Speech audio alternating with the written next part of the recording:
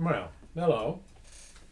Welcome to our Friday night Bible study. This is for Friday, May 31, 2024. June starts tomorrow. Um, and that meant that last Monday was Memorial Day, a rather early, not the earliest, but a rather early Memorial Day, which means that they didn't pick garbage up on Tuesday because it was a Monday holiday. And so we had to, well, I always take it out on Tuesday anyway, just in case.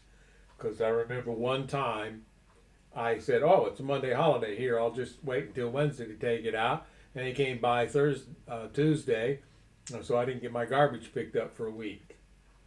And Well, what about the time you didn't take it out because it was Christmas? did that happen once? Yeah, They came by to pick it up on Christmas Day, huh? yeah, you were really upset with them for making their people work on Christmas. Christmas morning at that. Yeah, well, I think that was probably a different company from the one we have now. It was. But yeah. Well, anyway, that's kind of been our week. Not much else going on. I did the lawn the week before, so I didn't have to do it this week. So I was exceptionally lazy this week. and And you spent your day yesterday cleaning the lawn. What do you mean cleaning the lawn? Oh, Uh, she got a new gardening game, and that included picking up trash and mowing and digging it up and planting. Well, I planted eggplant and some flowers. it's lawn simulator or something like that. Garden simulator. Garden simulator. Yeah. So that's you know, at any rate. A lot of waste of time is what it is. Well, yeah. I was playing it and I asked her what she thought about it, and she said it's a colossal waste of time. Sounds like it's about right for me. Kind of thing I I can mean, do. me, not you, me. Yeah, well. I did last night or early this morning get a Bible question in my inbox. So I had time. I went ahead and got that taken care of and answered. And I printed it out so I can read it for you. Now, the person who sent in the question, pretty obvious to me that he sent it from a phone because he had autocorrect playing silly buggers with what he was trying to write. So he sent the question twice, and from putting the two together, I was able to figure out what he wanted to ask. So the first one came across, why was the lawn now to the cross?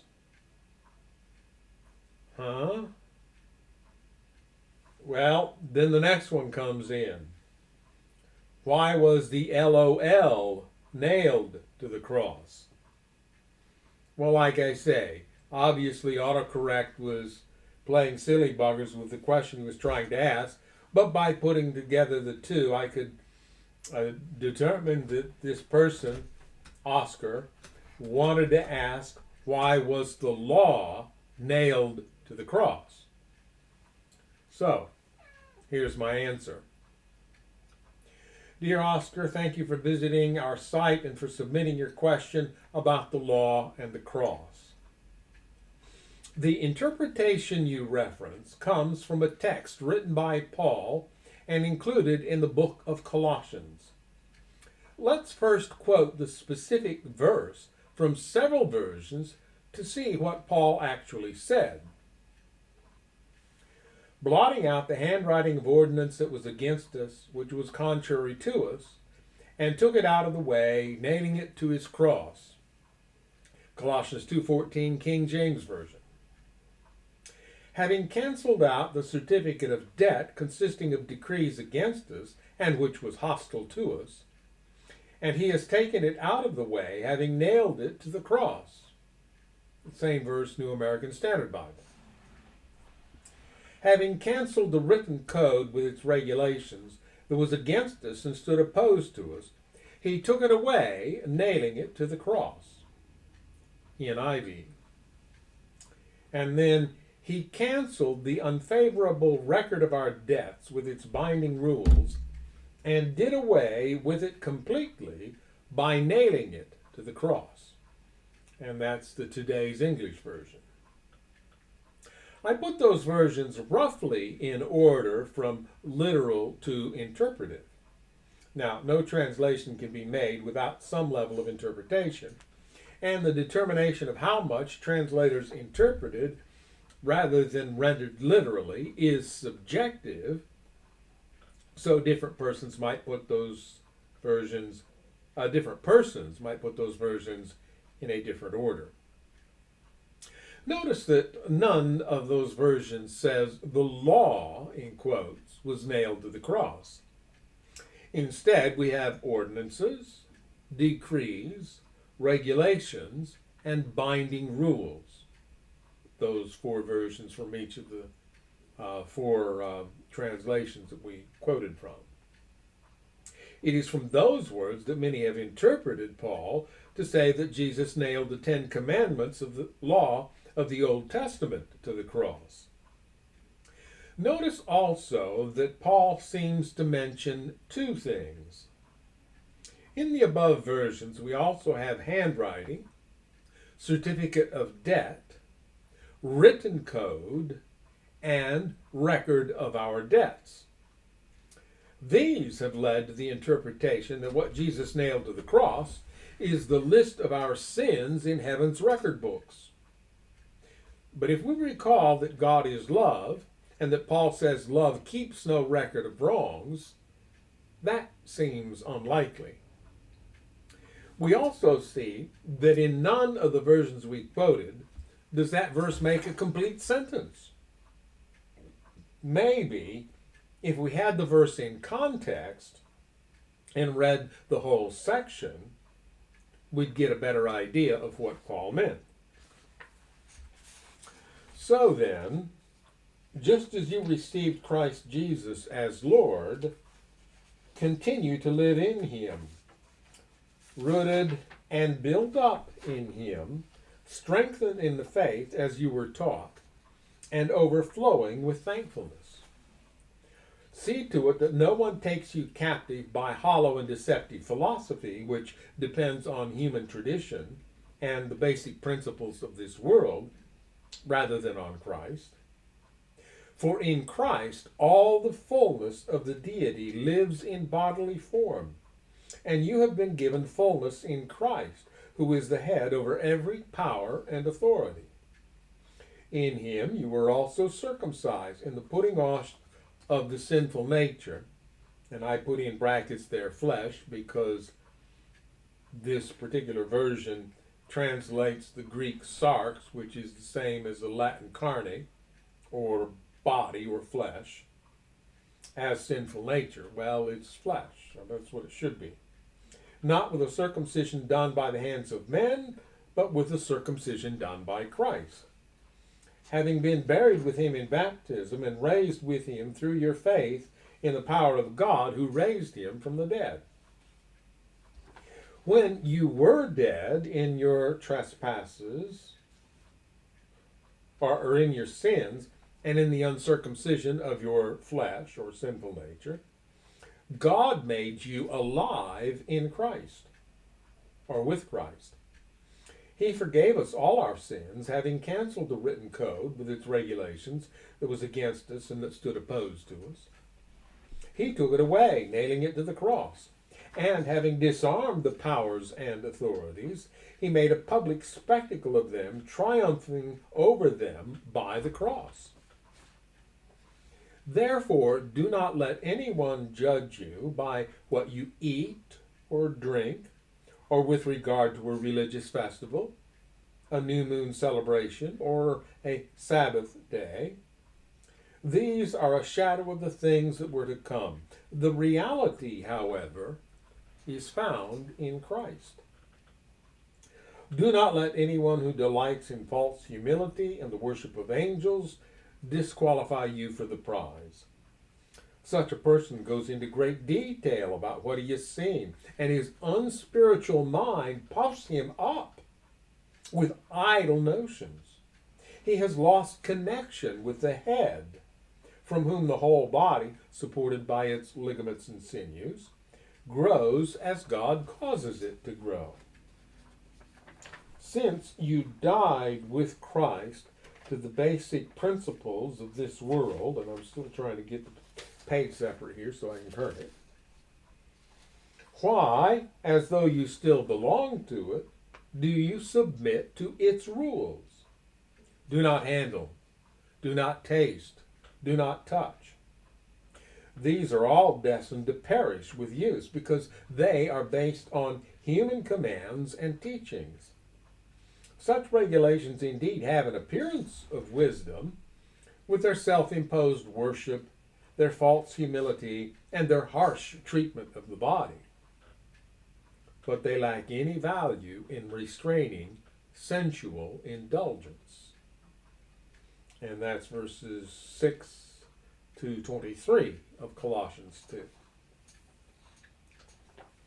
As you can see, Paul takes quite a bit of time to elaborate on the kinds of rules he so eloquently pictures as nailed to the cross.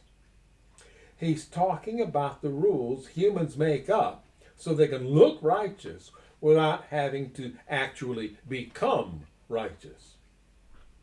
People who do that often think the people around them have to follow the same rules, and they make the religion of Christ appear burdensome and joyless as they deprive believers of their liberty in Christ. God's law, the principle of love on which he designed the universe to operate, cannot be changed any more than you could change the law of gravity. A change in the force of gravity of only 1% would make life impossible. And any change in God's moral law would have equally disastrous consequences. So we must conclude that Paul didn't mean that God's law got nailed to the cross. Twice in that passage, Paul mentions powers and authorities. In the first reference, he says Jesus rules over them. In the second, Jesus disarmed them. We owe our devotion and loyalty to Christ who died for us, not to any human being. As you can see, it's important to study the Bible for ourselves so we can know how to have a saving relationship with our Creator. I encourage you to make such study a regular part of your life. Sincerely, me, and so on and so forth. So did you get that? Did you understand the answer? No. Did you understand the question? Yeah. So what did you take the question to be?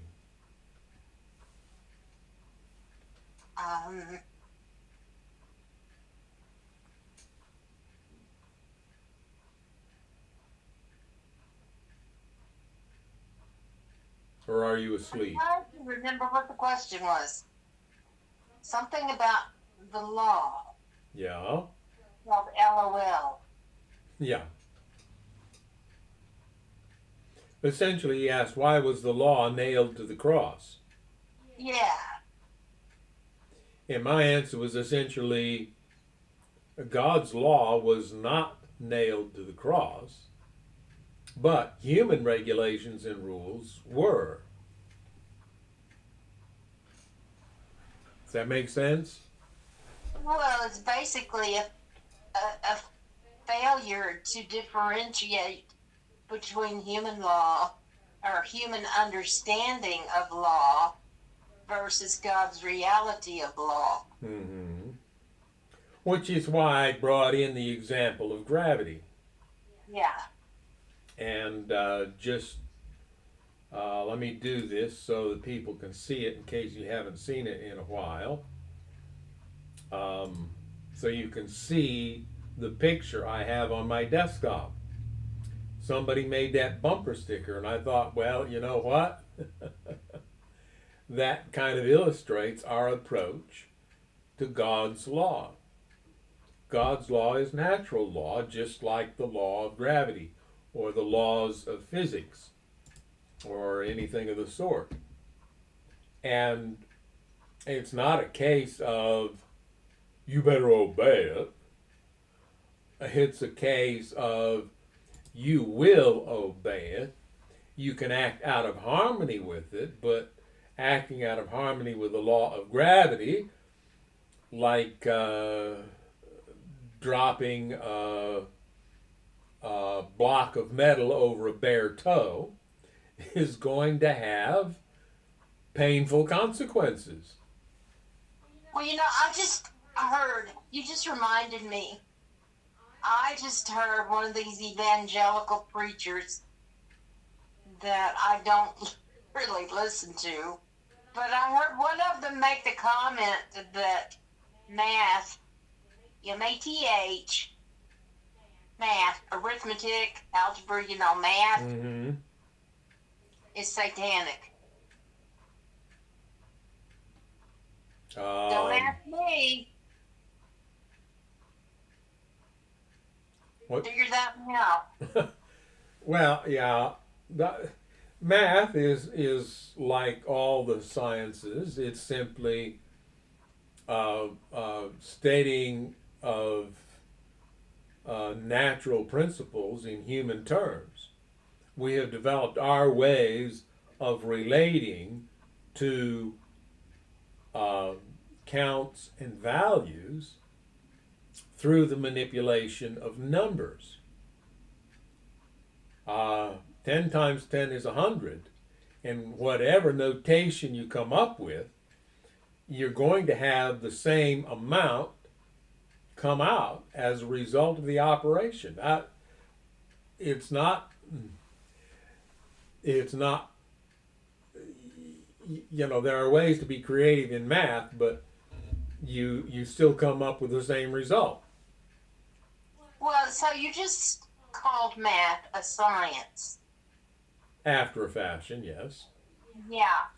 It Maybe that's describes the the problem. natural universe around There us. are people out there that view science to be satanic. Oh, yeah, because they've got a mystical view of religion. They've become detached from reality, and so if science contradicts what they want to believe, well, the problem isn't with their attachment to reality. The problem is with science. Well, what was it I wanted to believe yesterday, all day long? What? That it was Monday? That it was Monday. Did that make it reality? No. No.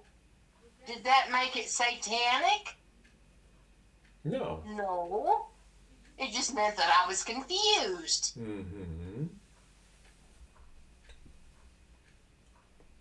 Well, at any rate, that was the question and answer that I got and that I dealt with today.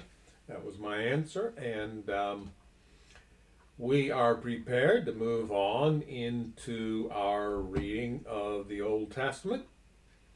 We're nearing the end of the book of Genesis, and for those of you who are regular here, we know we've been reading the story of Abraham, Isaac, and Jacob, and now of Jacob's favorite son, Joseph, who has become ruler of Egypt. And we are prepared now to begin with chapter 46.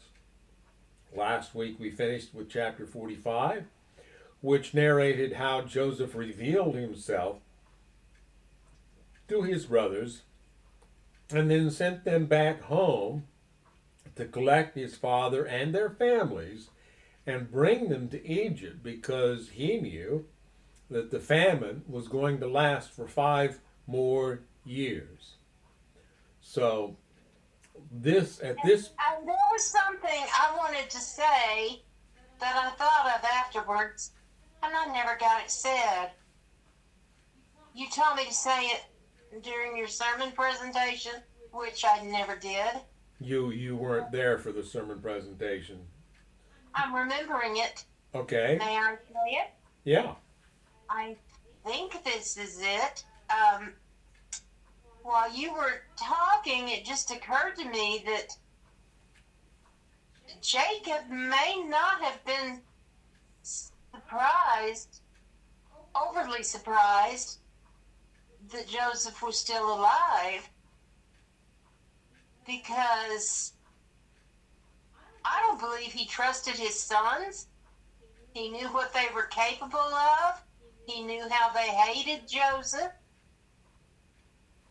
And he was willing to let the whole family die of starvation. He was willing to leave Reuben, was it Reuben or Simeon, in prison forever to keep from sending Benjamin with his brothers. Mm-hmm. And I say he was willing, was it Simeon that was put in prison? Simeon was the one who stayed in prison when the other brothers, the 10, got sent back to take their food. Yeah, now what if they had come back and before they ran out of food, the famine was suddenly over? And there would have been no need to go back. Simeon would have been left there in prison. Probably. Because they were told that unless they returned with Benjamin, they would not see Simeon. Well, they would not see Joseph again. He wouldn't sell them grain. He wouldn't do anything for them if they didn't bring their brother with them. And you think they would have released Simeon? I don't think so. I think, however, that Joseph knew that they would have to come back because he knew that the famine was going to be 7 years long. But I'm talking about what Jacob thought. Well, yeah, that's true. Jacob didn't know that, and he was willing to leave Simeon in an Egyptian jail for the rest of his life rather than risk losing Benjamin by sending him with the other brothers. That he most likely didn't trust. He knew what they were capable of.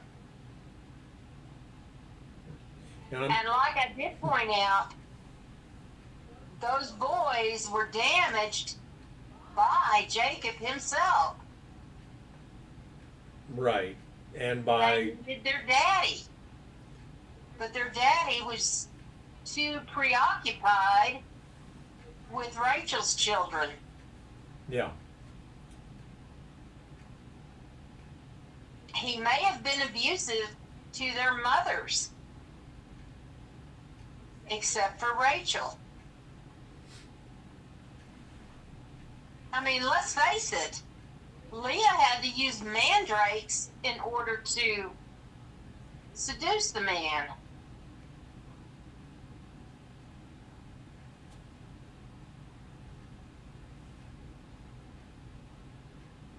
But then so did Rachel. Yeah. Well, and you know, as we've gone through this, a traditional reading of Genesis tells us what great men of faith were Abraham, Isaac, and Jacob, and tends to gloss over what broken people they actually were. And what we're seeing is that the brokenness increases from one generation to the next. So that Abraham's a little bit messed up, Isaac's a little bit more messed up, Jacob is pretty seriously messed up, and his sons, since he's got a whole bunch of them, they fall in different levels. His sons are really broken people, vindictive, violent, unfaithful. They're just a real mess. And yet somehow this doesn't seem to pass on from there to the next generation. Of course, we don't have the stories of the next generation, but the insanity and the brokenness does seem to abate itself with Jacob's sons. And in the past, we actually had a sermon presentation where we looked at the story of Jacob's sons and saw how they overcame a lifetime of abuse so that they became the men that we see reflected in the story of Judah as he offers himself in place of his brother Benjamin because he finally has some level of concern for people other than himself. And that, we believe, illustrates what the Bible says in at least two places, in the second commandment and also in God's statement of his character, that God will visit the iniquity of the fathers on the children unto the third and fourth generation. He's not saying, I'm going to make sure you children get it when your dad messes up. He's saying this is the natural result, but I am going to put a barrier in there so that after 3 or 4 generations, the craziness breaks down and we get back to some level of sanity. Can you just imagine where we would be if that wasn't, if he hadn't built that in, that measure of protection? Well, either the human race would go extinct or it'd be close to destroying itself. Aren't we getting there now? Well, it does seem that way, but sometimes I think it has seemed that way in just about every generation throughout time. Well, I'm looking at what we've done to the planet. Yeah, all the plastic in the ocean. I mean, look, what about that ship that sank up off of Lake Superior, in Lake Superior, and they had a load of lumber, 200 years old. Mm-hmm. And they spent the money, somebody spent the money to salvage the ship and get that lumber because the lumber was of such a better quality. Mm-hmm. It was worth the cost of bringing that ship up.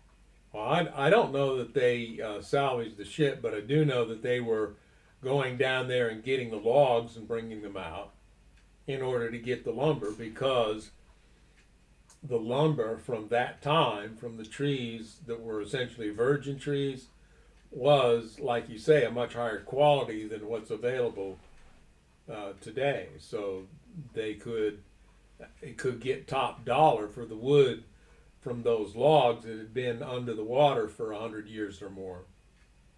And there are people that will tell you that the obesity epidemic is caused by the lack of nutrients in our food, that we have to eat 3 or 4 times as much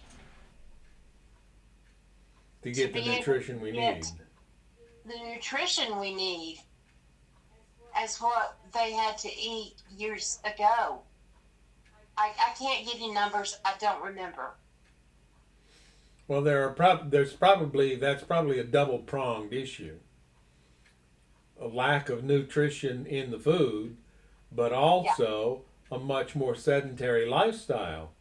We've invented all these contraptions so that instead of scrubbing our clothes over a washboard, we toss them in the machine does the work. There's also an issue of money and taste buds. Yeah, well. Our diet. We have been trained to eat an unhealthy diet. And the manufacturers, the food processors, will use ingredients that are cheaper so that they can improve their profits. Now, here's something, if you aren't aware of this, I don't use sugar. I don't use high fructose corn syrup. I used to like to drink coffee. It was more a case of I enjoy coffee with my creamer. A little coffee with your creamer. Creamer. I liked the creamer. But I asked Autumn. Autumn's having to do the grocery shopping because I'm stuck in this chair. I asked him to get me sugar-free creamer. And he brought it home, and I'm thinking, whoa, this really tastes good. But I don't feel good when I drink it. We got to looking, and I saw it was sugar-free, but it had instead high fructose corn syrup, which is worse than sugar. Yeah. And Autumn got to looking, and he could not find any creamer that actually was sugar-free. Because even though it said sugar-free, it had high fructose corn syrup, all of it. Yeah. So guess who now drinks coffee black if I drink it? Well, not me, because I put butter in it if I drink it. But I don't drink it much anymore. Yeah, didn't we hear once about the guy who introduced high fructose corn syrup, and in order to create a market for his product, he convinced the lawmakers to pass a law requiring local U.S. produced sugar only, not to use foreign sources of sugar, which ran the price of sugar up and made his product, the high fructose corn syrup, more attractive to the food manufacturers, and it's how he essentially created a market for his product. And he didn't tell the lawmakers why he wanted these restrictions on sugar imports. He pretended like, well, we're going to do this for the benefit of the sugar growers, but in fact, he intended to replace the sugar growers with his own product, and ultimately succeeded in doing so. And so, a move that was reportedly going to support the nation's sugar growers actually ended up essentially destroying them. And it made our diet worse, because now instead of sugar, which is bad enough, we've got high fructose corn syrup, which is even worse. Anyway, we were going to start reading Genesis chapter 46, and I've got it up now. But it's more fun to interrupt you and go off on wild tangents. Yeah. Subtitled in this New International Version. Oh, I'm in the. Let me get the version I normally use here.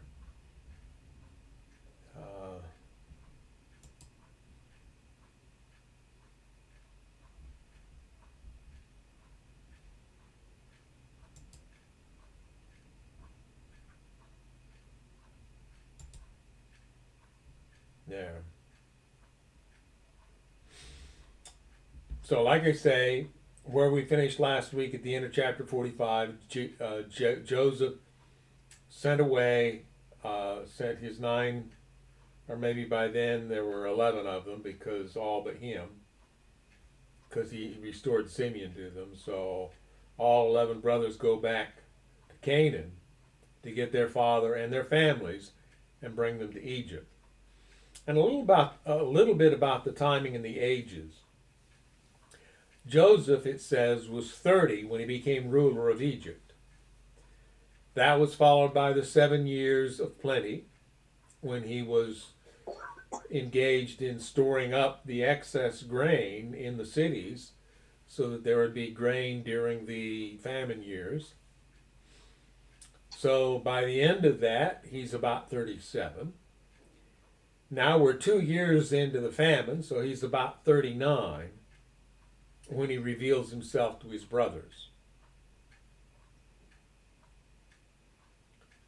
Now, if his father was, say, 85, these are rough numbers, we can't be certain exactly, but if he was about 85 when Joseph was born, you add 40 to the 85, now you've got 125. Jacob's a pretty old man at this point. Now, we know, we'll read it later, that he lives for 147 years. So he's got like 22 years left after he moves to Egypt. Anyway, verse 1, so Jacob, or Israel, set out for Egypt with all his possessions, and when he came to Beersheba, he offered sacrifices to the God of his father Isaac. Beersheba is often seen as the southernmost point in Israel. From Beersheba to Dan is the saying. It stands for the well of the oath, and it was where Abraham made an oath with Abimelech and the Philistines that they would respect and honor one another and not get into fights with one another. That didn't last. During the night, apparently there at Beersheba, God spoke to him in a vision. Jacob, Jacob, he called. Here I am, Jacob replied. I am God, the God of your father, the voice said. Do not be afraid to go down to Egypt, for there I will make your family into a great nation. I will go with you down to Egypt, and I will bring you back again. You will die in Egypt, but Joseph will be with you to close your eyes. Now, we've crossed two footnotes there. A, I said probably it was Israel. And then the B, yes, the Hebrew is Israel. And then in 46:3, I am El. Not I am Yahweh, I am El, is what he said to Jacob there. I am El, the God of your father. So Jacob left Beersheba, and his sons took him to Egypt. In other words, farther south and west a bit. They carried him and their little ones and their wives in the wagons Pharaoh had provided for them. They also took all their livestock and all the personal belongings they had acquired in the land of Canaan. So Jacob and his entire family went to Egypt, sons and grandsons, daughters and granddaughters, all his descendants. Now that's interesting, daughters, plural. So even though we only read about Dinah, in fact, he probably had a number of daughters as well as his sons. Because Rachel may have been gifted in giving him daughters. Yeah. But was still considered to be barren. Because she hadn't born a son yet, yes.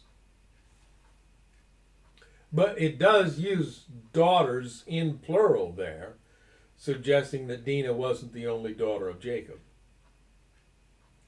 These are the names of the descendants of Israel, the sons of Jacob, who went to Egypt. Reuben was Jacob's oldest son. The sons of Reuben were Hanok, Palu, Hezron, and Carmi. So we might want to try and keep score here. Reuben's got 4 sons. He was the oldest. The sons of Simeon were Jemuel, Jamin, Ohad, Jachin, Zohar, and Shaul. Shaul's mother was a Canaanite woman. So there you got 1, 2, 3, 4, 5, 6. 6 sons for Simeon. The sons of Levi were Gershon, Kohath, and Merari. And those names will become quite familiar later in the Old Testament as it talks about the tribe or the clans of the tribe of Levi who became the priests. The sons of Judah were Ur, Onan, Shelah, Perez, and Zerah, though Ur and Onan had died in the land of Canaan. The sons of Perez were Hezron and Hamul. So Judah, 4, 6, 3, and here we've got 5, except for 2 of them are gone. So only 3 for Judah. The sons of Issachar were Toa, Puah, and Jashub, and Shimron. So there's 4 for Issachar. The sons of Zebulun were Sered, Elon, and Jaleel. 3 for Zebulun. These were the sons of Leah and Jacob, who were born in Padan Aram, in addition to their daughter Dinah. The number of Jacob's descendants, male and female, through Leah was 33. So it's counting, well, I'd have to do the math there real quick. Okay, 4, 5, plus 6 is 11. One more is 12 through Simeon. 4 more, 16 when we include Levi.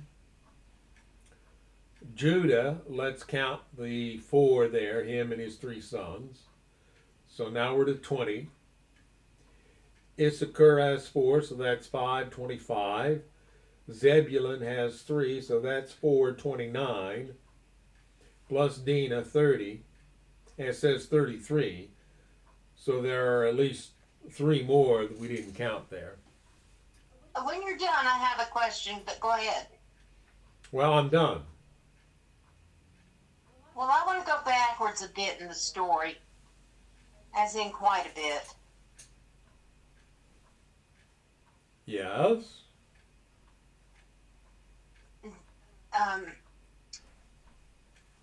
Shechem, the son of Hamor, fell in love with Dinah. Yes. And he had his way with her. Yes. He told his father to get her for him as his wife. He wanted to marry her.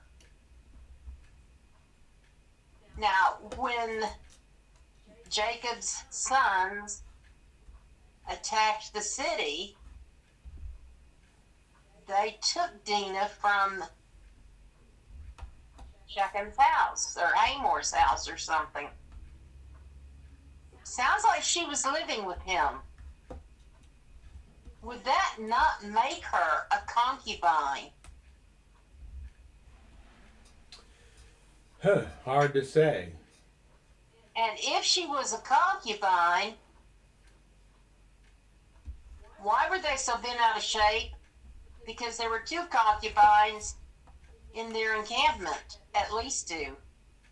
Yeah.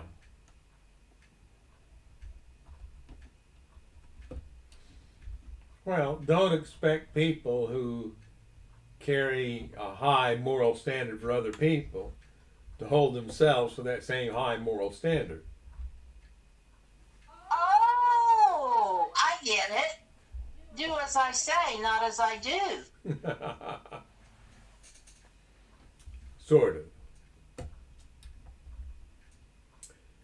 Reading on, the sons of Gad were Zephon, Hagi, Shuni, Esbon, Eri, Arodi, and Areli. So we got 1, 2, 3, 4, 5, 6, 7. 7 sons of Gad. The sons of Asher were Imnah, Ishva, Ishvi, and Beriah. So that's 1, 2, 3, 4. Their sister was Sarah. Beriah's sons were Heber and Malchiel. These were the sons of Zilpah, the servant given to Leah by her father Laban. The number of Jacob's descendants through Zilpah was 16. The sons of Jacob's wife Rachel were Joseph and Benjamin. Joseph's sons, born in the land of Egypt, were Manasseh and Ephraim. Their mother was Asenath, daughter of Potipharah, the priest of Looks like we skipped a whole bunch of footnotes there. Let's go down and look at them. We're through F now. That name has fascinated me. Well, Is there a meaning to the name Potiphar? Potipharah? probably.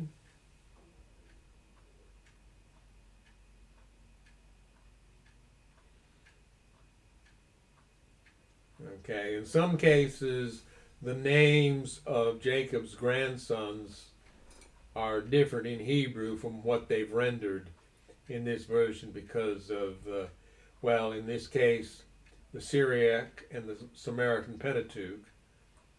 And see also 1 Chronicles 7:1. Hebrew reads Puvah.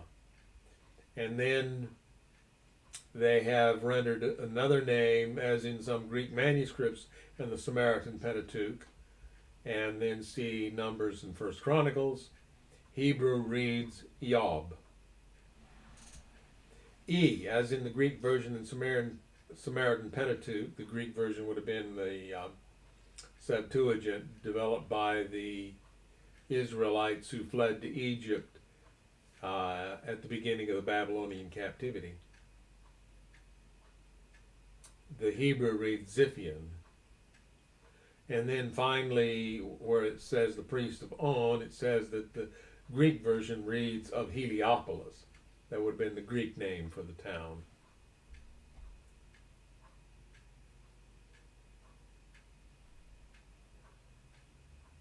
So, we have Joseph has two sons.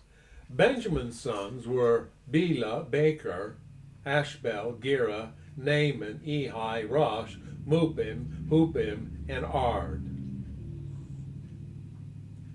All right, let's read that again. I'm going to count on my fingers. Bela, Becher, Ashbel, Gera, Naaman, Ehi, Rosh, Mupim, Hupim, and Ard. I just counted 10. Now, whose sons were they? They're all Benjamin's sons. So he named his son after his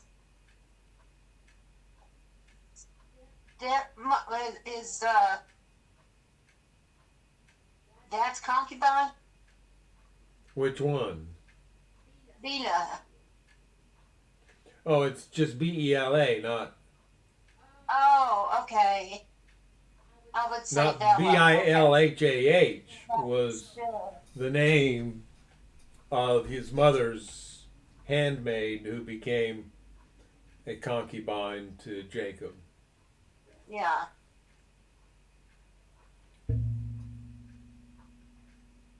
These were the sons of Rachel and Jacob. The number of Jacob's descendants through Rachel was 14. The son of Dan was Hushim. The sons of Naphtali were Jaziel, Guni, Jezer, and Shillem. So apparently Dan only had the one son, Naphtali had 4. These were the sons of Bilhah, the servant given to Rachel by her father Laban. The number of Jacob's descendants through Bilhah was 7. Now, out of all those sons of Jacob, which one gave him the most grandsons?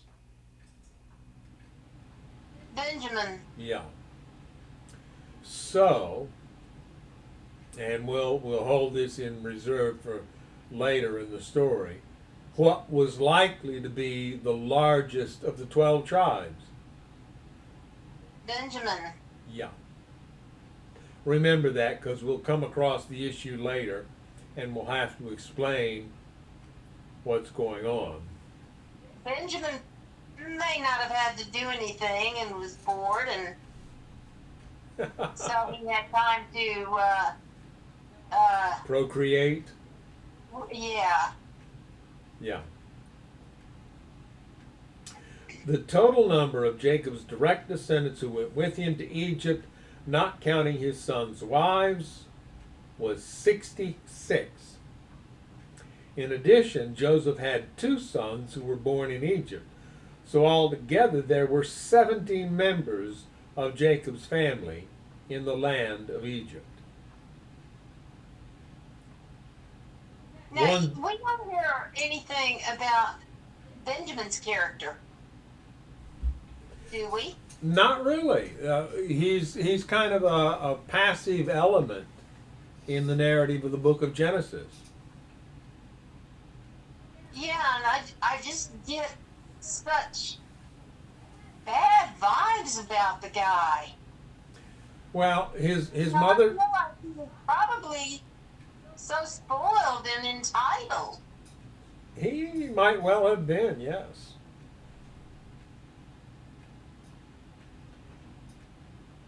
His mother died when he was born, so he never knew his mother. Um, his dad made him a favorite.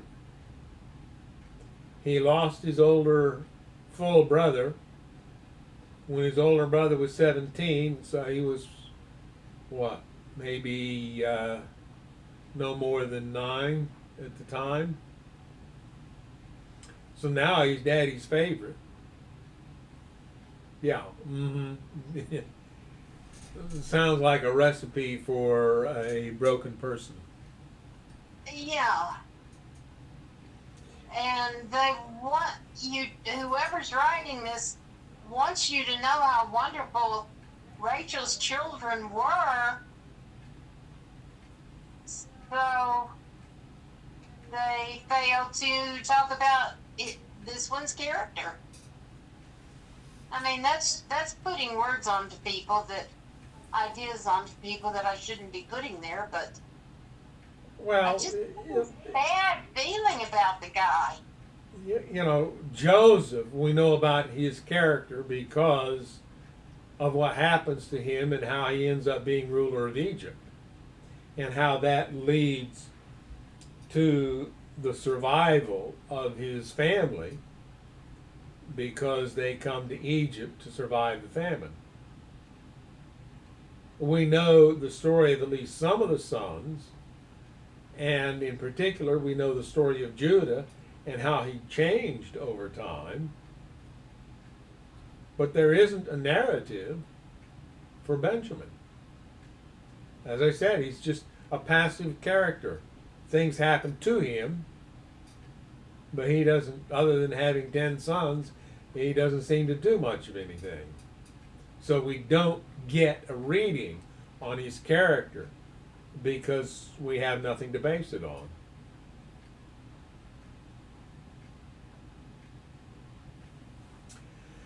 As they neared their destination, Jacob sent Judah ahead to meet Joseph and get directions to the region of Goshen. And when they finally arrived there, Joseph prepared his chariot and traveled to Goshen to meet his father Jacob. When Joseph arrived, he embraced his father and wept, holding him for a long time. Finally, Jacob said to Joseph, "Now I am ready to die, since I have seen your face again and know you are still alive." And Joseph said to his brothers and to his father's entire family, "I will go to Pharaoh and tell him, 'My brothers and my father's entire family have come to me from the land of Canaan. These men are shepherds, and they raise livestock. They have brought with them their flocks and herds and everything they own.'" This is an important element in the story of the Old Testament and even into the New Testament, what we're about to read here. Then he said, and this is Joseph speaking to his brothers, "When Pharaoh calls for you and asks about your occupation, you must tell him, 'We, your servants, have raised livestock all our lives, as our ancestors have always done.' When you tell him this, he will let you live here in the region of Goshen, for the Egyptians despise shepherds."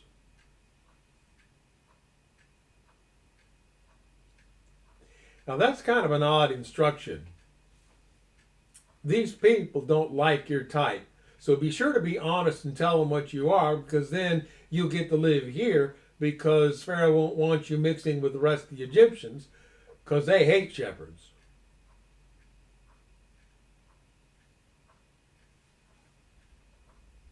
Interesting. And apparently, that cultural bias eventually made its way into Israelite culture. Again, likely because of their sojourn in Egypt. Moving on, chapter 47.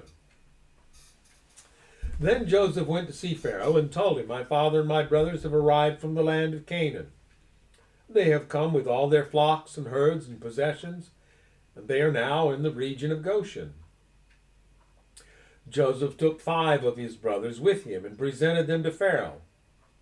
And Pharaoh asked the brothers, "What is your occupation?" They replied, "We, your servants, are shepherds, just like our ancestors. We have come to live here in Egypt for a while, for there is no pasture for our flocks in Canaan.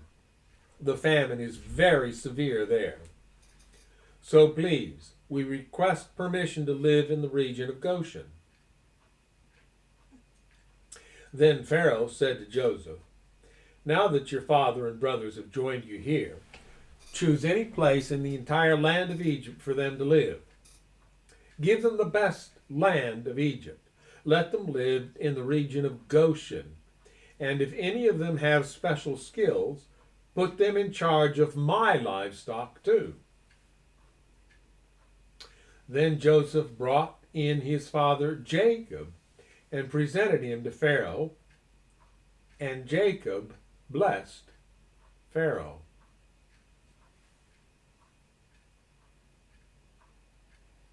What did Hebrews tell us about blessing?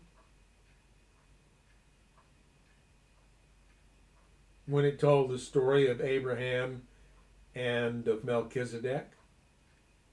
Hebrews? The book of Hebrews, yes. I don't remember. Hebrews says that Jesus came as a high priest in the line of Melchizedek. And then he goes on to discuss Melchizedek. And at one point he points out that Abraham received a blessing from Melchizedek. What does he say about it when he notes that? I don't know. The greater issues the blessing on the lesser. Now, verse 7 tells us that Joseph brings his father Jacob in to see Pharaoh, and what does Jacob do? Jacob blessed Pharaoh. So Jacob is claiming to be greater than Pharaoh. I guess so. "How old are you?" Pharaoh asked him. Jacob replied, "I have traveled this earth for 130 hard years, but my life has been short compared to the lives of my ancestors." Remember, his dad lived to be 180. His granddad, Abraham, lived to be 175. His great-grandfather, Terah, lived to be 200 some odd years old, and so on. Now, here's another thing. Jacob is around 40 years old at this time, 39 or 40 probably. Jacob? No, I mean Joseph. Okay. Now, it says that Jacob gives his age as 130. So you do the math on that. Sounds like Joseph was born when Jacob was about 90 years old.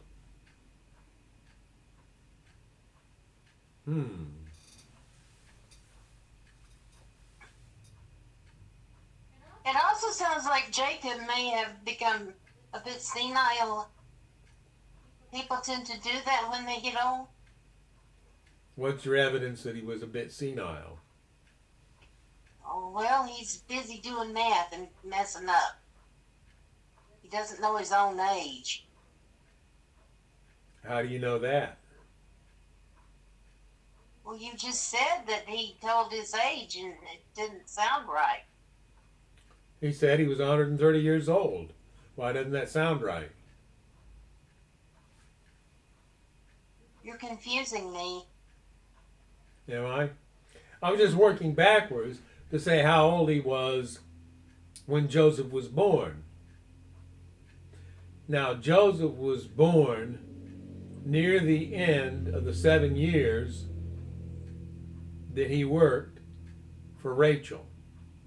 He worked, or the, yeah, 7 years. So that was nearly 14 years into his time in Padan Aram, living with Laban.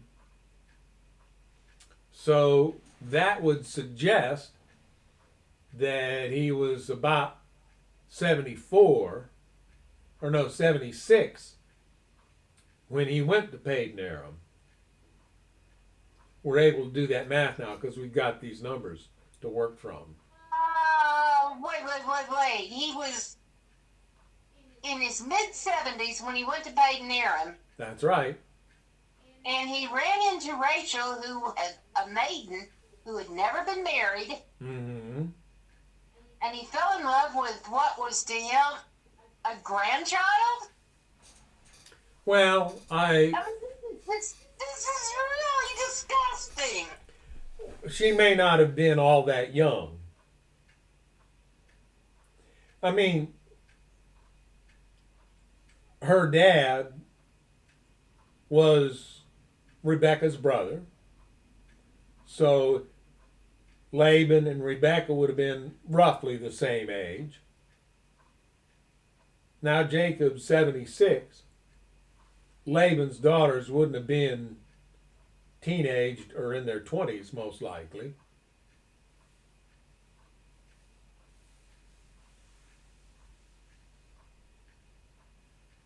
Anyway. You lost me. What are you saying? I'm saying that Rachel and Leah probably weren't all that young when Jacob met them. I mean, they were first cousins. They were the same generation.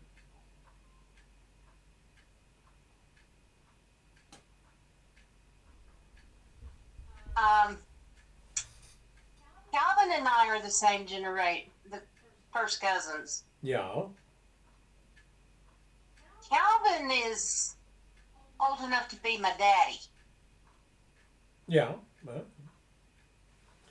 So, yeah, Jacob may easily have been old enough to be their daddy, but that doesn't mean that they were in their 20s necessarily. They may not have been as young as you're thinking. Yeah, he probably was older than both of them. And maybe even quite a bit older. You know, they might have been in their 40s or 50s, and he's in his 70s. And Laban didn't marry them all. Laban didn't marry him off for whatever reason. I find that hard to believe because he would have been anxious to get a dowry. Maybe, yeah.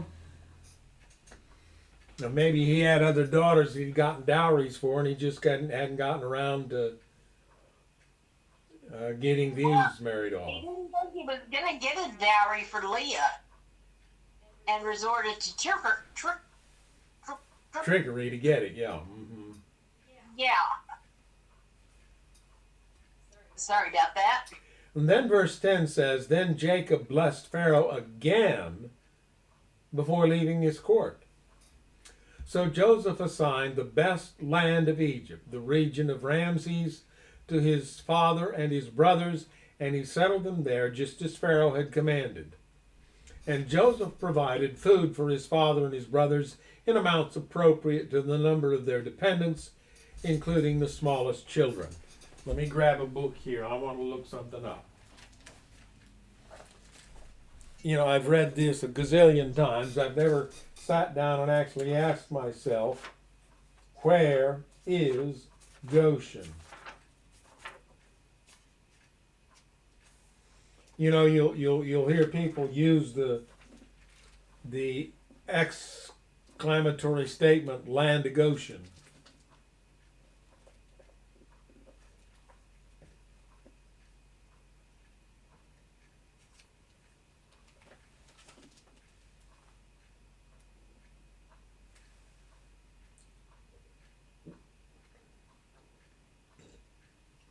Okay. The name of a part of Egypt where the Israelites dwelt during the whole period of their sojourn in that country.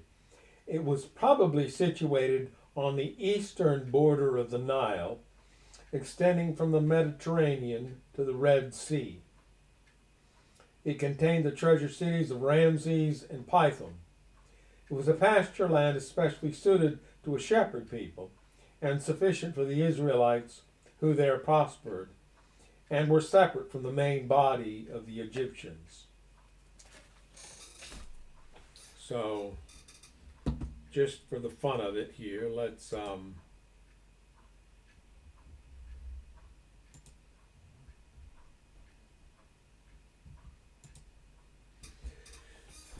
call up our map app here. If it gets started, it's still showing me its splash screen to come up. There we go. Bring it over here where y'all can see it.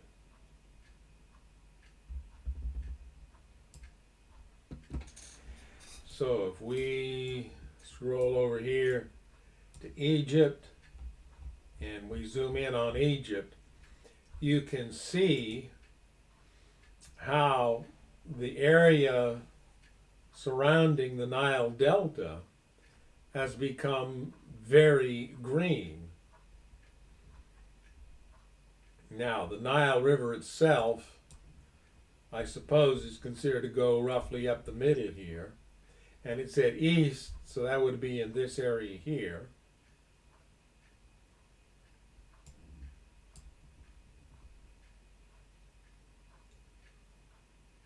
And didn't it say between there and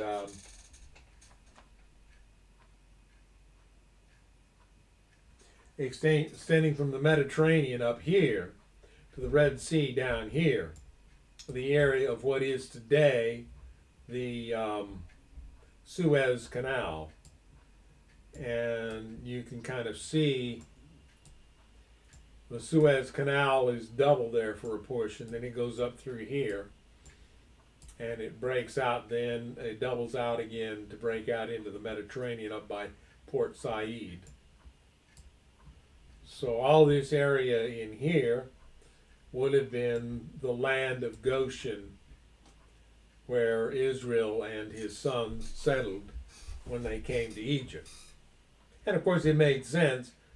It kept them separate from the rest of the Egyptians. Recall that the key cities of Egypt are over on this side.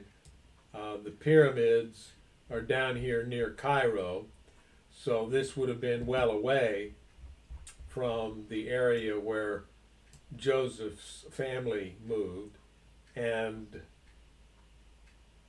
also that would have been closer to where they were in Canaan, where they came from anyway.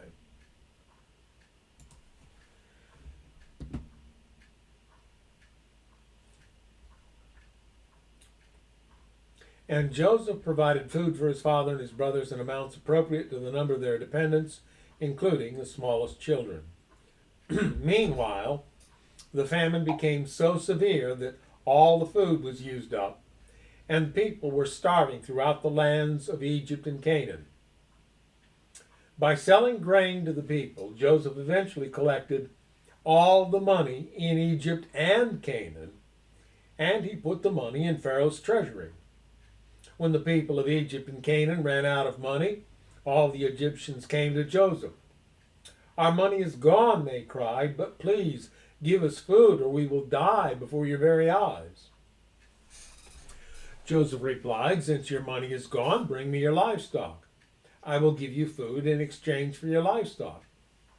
So they brought their livestock to Joseph in exchange for food. In exchange for their horses, flocks of sheep and goats, herds of cattle and donkeys, Joseph provided them with food for another year.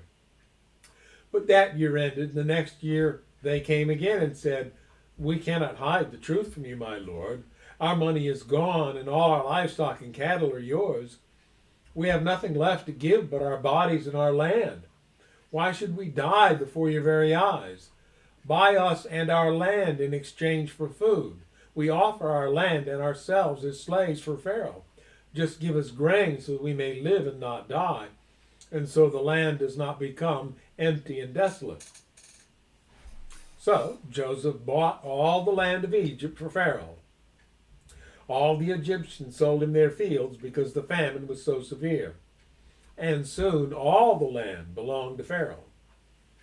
As for the people, he made them all slaves from one end of Egypt to the other. The only land he did not buy was the land belonging to the priests. They received an allotment of food directly from Pharaoh, so they didn't need to sell their land. Then Joseph said to the people, "Look, today I have bought you and your land for Pharaoh. I will provide you with seed so you can plant the fields. Then when you harvest it, 1/5, 20% of your crop will belong to Pharaoh." Can you imagine if we had a 20% tax in this country? What would the people do? Revolt. Starve. "You may keep the remaining 4/5 as seed for your fields and as food for you, your households, and your little ones."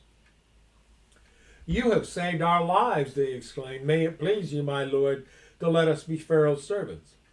Joseph then issued a decree, still in effect in the land of Egypt, that Pharaoh should receive 1/5 of all the crops grown on his land. Only the land belonging to the priests was not given to Pharaoh. Meanwhile, the people of Israel settled in the region of Goshen in Egypt. There they acquired property, and they were fruitful, and their population grew rapidly. Jacob lived for 17 years after his arrival in Egypt, so he lived 147 years in all. As the time of his death drew near, Jacob called for his son Joseph and said to him, and again there's a footnote there, B, suggesting that it's probably Israel in the Hebrew. "Please do me this favor. Put your hand under my thigh and swear that you will treat me with unfailing love by honoring this last request. Do not bury me in Egypt. When I die, please take my body out of Egypt and bury me with my ancestors." So Joseph promised, "I will do as you ask." "Swear that you will do it," Jacob insisted. So Joseph gave his oath, and Jacob bowed humbly at the head of his bed.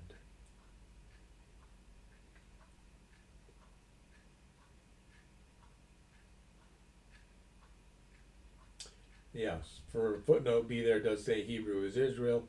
And then the Greek version reads, "And Israel bowed in worship as he leaned on his staff." Compare Hebrews 11:21. Well, Hebrews would have been written based on the Greek version. That's the language they spoke then. So that was the one that they would have, probably the language that the content of Hebrews was delivered in originally was Greek. So they would have been quoting from the Greek version of the Old Testament. And so, yeah, they would say the same things and would use that terminology, leaned on his staff instead of bowed humbly at the head of his bed.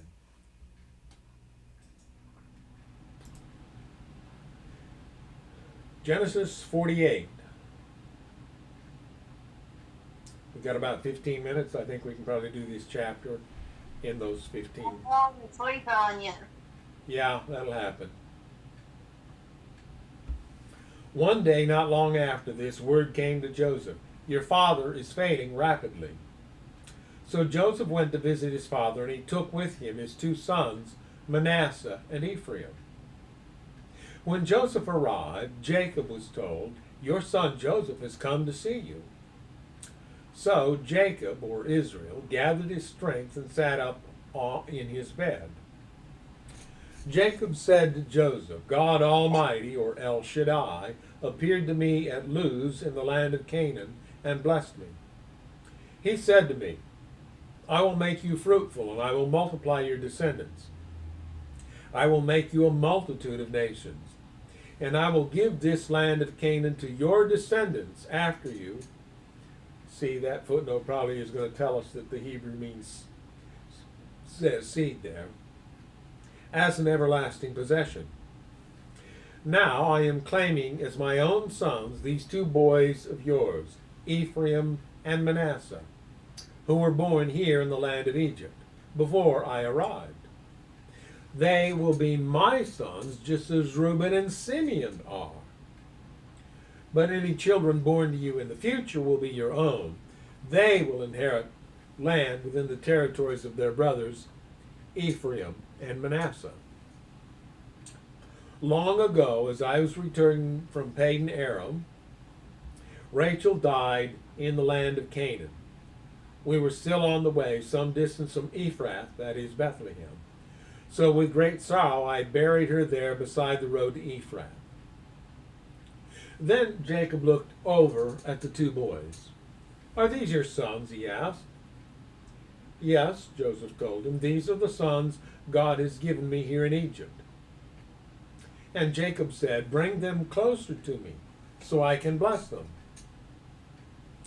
Jacob was half blind because of his age and could hardly see. Seems like he had the same problem as his father did earlier. So Joseph brought the boys close to him, and Jacob kissed and embraced them. And then Jacob said to Joseph, I never thought I would see your face again, but now God has let me see your children too. Joseph moved the boys, who were at their grandfather's knees, and he bowed with his face to the ground. Then he positioned the boys in front of Jacob. With his right hand he directed Ephraim toward Jacob's left hand, and with his left hand he put Manasseh at Jacob's right hand. But Jacob crossed his arms as he reached out to lay his hands on the boys' heads. He put his right hand on the head of Ephraim, though he was the younger boy, and his left hand on the head of Manasseh, though he was the firstborn. Then he blessed Joseph and said, May the God before whom my grandfather Abraham and my father Isaac walked, the God who has been my shepherd all my life to this very day, the angel who has redeemed me from all harm, may he bless these boys. May they preserve my name and the names of Abraham and Isaac, and may their descendants multiply greatly throughout the earth. But Joseph was upset when he saw that his father placed his right hand on Ephraim's head. So Joseph lifted it to move it from Ephraim's head to Manasseh's head. No, my father, he said, this one is the firstborn. Put your right hand on his head. But his father refused. I know, my son, I know, he replied. Manasseh will also become a great people, but his younger brother will become even greater, and his descendants will become a multitude of nations. Question me. Yeah. I remember a picture in one of my textbooks of this blessing where where Jacob was blessing Joseph's children. Okay. And there was one child sitting on one knee and the other one right beside him with his hands on Grandpa's knee. And the Bible doesn't say they were sitting on Jacob's knee. They said they were at his knees. Yeah. And they keep referring to them as boys. Just how old were these men, roughly? Well, let's see. They were born before Jacob came to Egypt. He was in Egypt for 17 years. They were, pubescent by now. They're grown. More or less, yeah. Yeah. So, Jacob blessed the boys that day with this blessing. The people of Israel will use your names when they give a blessing. They will say, may God make you as prosperous as Ephraim and Manasseh. In Is this this way, a case of changing the story so children will love it? maybe, I don't know. What does the Bible say about? What does Revelation say about anyone who makes a Adds change? to it. Do not take away from it, and do not add to it. Essentially, it says if you take away anything from this book, I'll take away the blessings that are written in it. And if you add anything to this book, I'll add the plagues that are mentioned in it to you. Well, I take that to mean the whole Bible, not just that book. Well, yeah.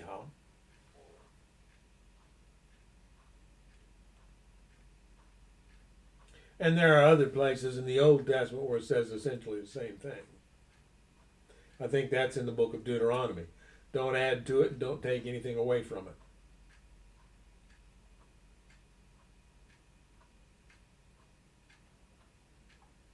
Unless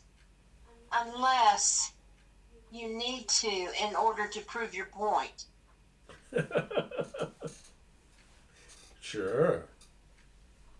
It's called taking things out of context. Yep. In this way, Jacob put Ephraim ahead of Manasseh. And we will see later in the Old Testament that sometimes the name Ephraim is used to refer to the northern kingdom, all of the 10 tribes that separated from Judah and David's clan.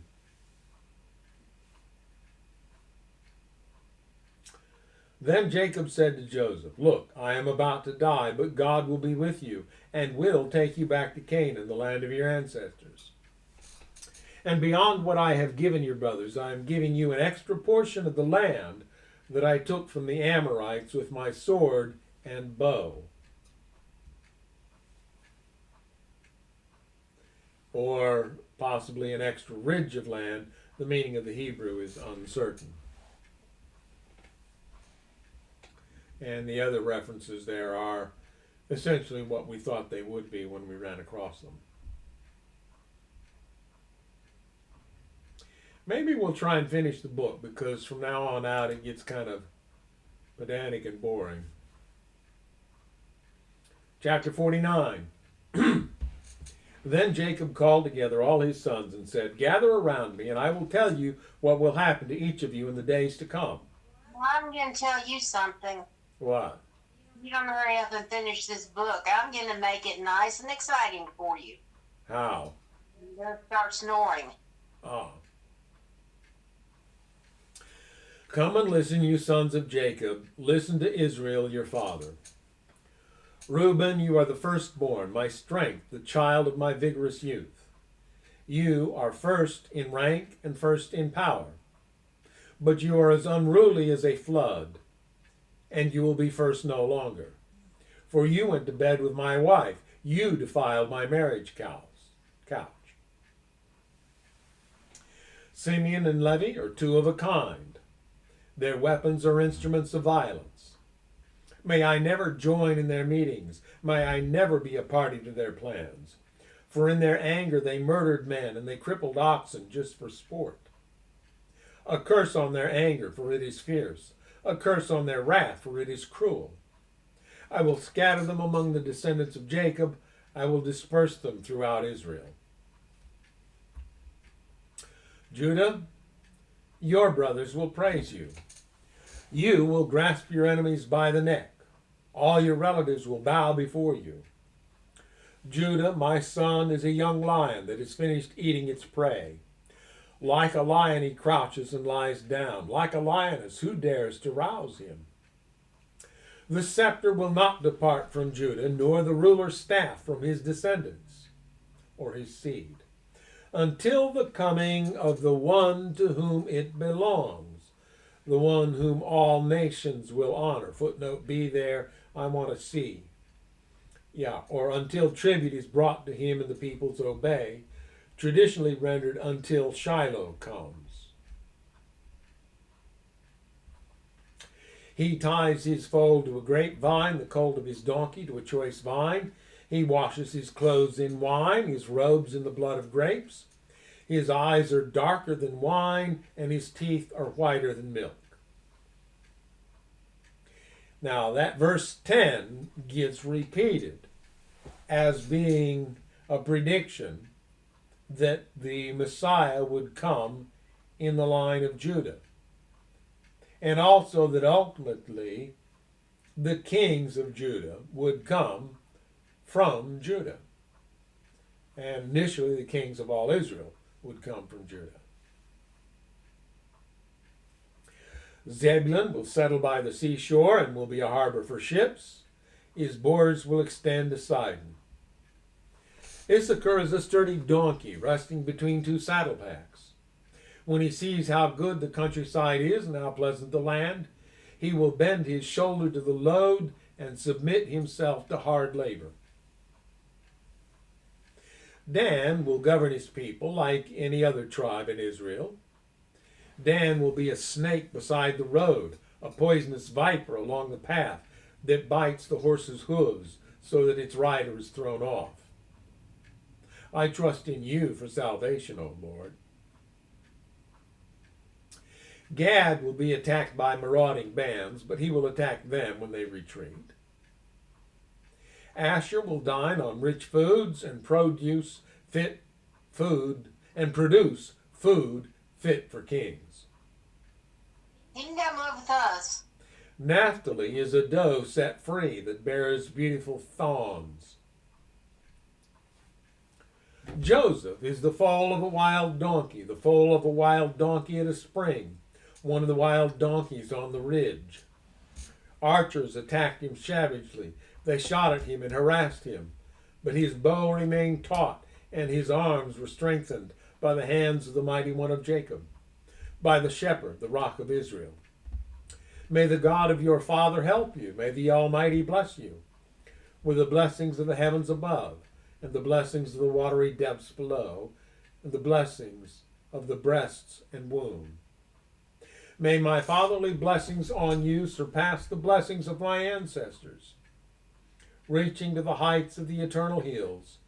May these blessings rest on the head of Joseph, who is a prince among his brothers.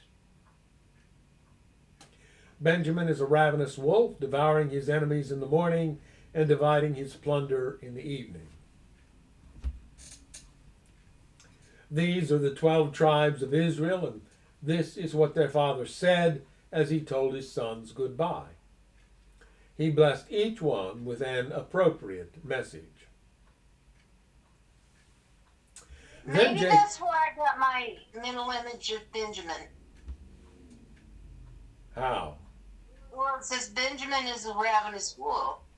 And when I think of Benjamin, I think of a cartoon character, the roly-poly sultan, who does nothing but eat sweets all day long and gets flustered and upset over a mischievous rabbit.